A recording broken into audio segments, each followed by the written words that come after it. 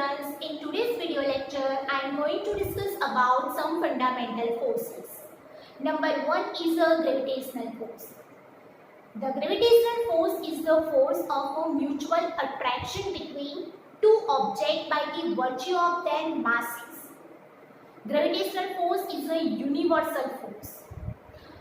Every object experiences the force due to every other object in the universe. It governs the motion of the moon and artificial satellite, the motion of bodies falling to the earth. It plays a key role in the large-scale phenomenon of the universe, such as the formation and evolution of stars and galaxies. The statement of the gravitational law is each object of this world attracts two other objects towards itself. Gravitational force is directly proportional to the product of their masses and inversely proportional to the square of distance between them. Suppose this is first object and second object. First object having mass m1 and the second object having mass m2. The distance between two objects is small r. Now, this force is directly proportional to the product of their masses, means m1 into m2, and inversely proportional to the square of distance between them. That is, the statement of this law is f of g is directly proportional to product of their masses and inversely proportional to the square of distance between them. Now, we combine these two equations, we get f of g is proportional to the product of masses, that is m1 m2 divided by square of distance between them, that is 1 upon r square. We have to use proportionality constant now. F of g is equal to proportionality constant is g, m1 into m2 upon r square is as it is. This g, big G, is called universal gravitation constant. G is equals to 6.67 multiplied 10 to the power minus 11. Second is the electromagnetic force. Electromagnetic force is the force between charged particles. In the simpler case, when charges are at the rest, the force is given by the Coulomb's law. Attractive force, unlike charges, and repulsive force, like charges. If charges in motion produce a magnetic effect and a magnetic field gives rise to the force on a moving charge, electromagnetic force acts over a large distance. It does not need any medium. Electromagnetic force is strong compared to gravity. The electric force between two protons is 10 to the power 36 times the gravitational force between them for any fixed distance. Since the electromagnetic force is so much stronger than the gravitational force, dominates all phenomena at the atomic and the molecular scales. Thus, it is mainly the electromagnetic force that governs the structure of atoms and the molecules, the dynamic of chemical reaction, and the mechanical, thermal and other property of the materials. It underlines the macroscopic force like tension, friction, normal force, and spring force, etc. Next is a strong nuclear force.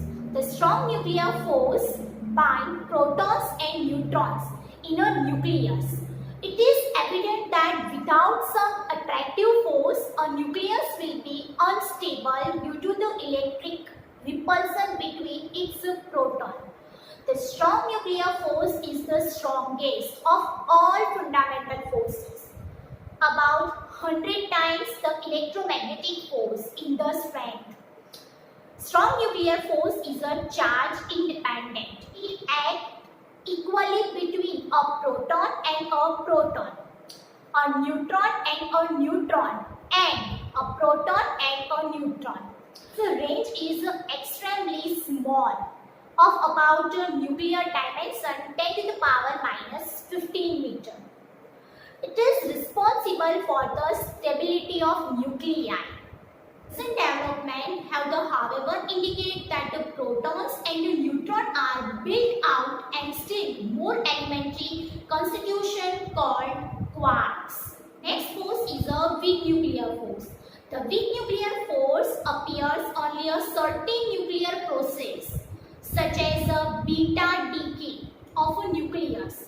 In beta decay, the nucleus emits an electron and an uncharged particle called neutrino. The weak nuclear force is not as weak as the gravitational force but much weaker than the strong nuclear and the electromagnetic forces. The range of weak nuclear force is small of order 10 to the power minus 16 meter.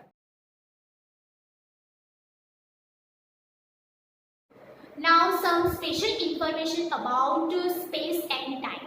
Space and time are the studied in physics. In a classical mechanics, space and time both are considered as independent to each other, whereas both are interconnected according to the theory of relativity of Einstein.